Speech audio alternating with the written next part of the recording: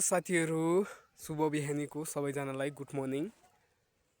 हेर्नुहोस् यस्तो बरफ परिरहेको छ इन्डियाको रानीखेत भन्ने ठाउँमा। आज यस्तरी बरफ परिरहेछ।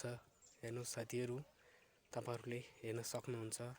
हेर्नुहोस् यस्तो ठाउँ छ, हेर्नुहोस् यस्तो ठाउँमा यसरी बरफ परिरहेछ।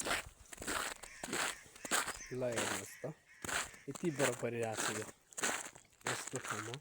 यो हेर्नुहोस् यस्तो बिकट ठाउँ छ कि हेर्नुहोस् यहाँ यस्तो बरफै बरफ परिरहेछ।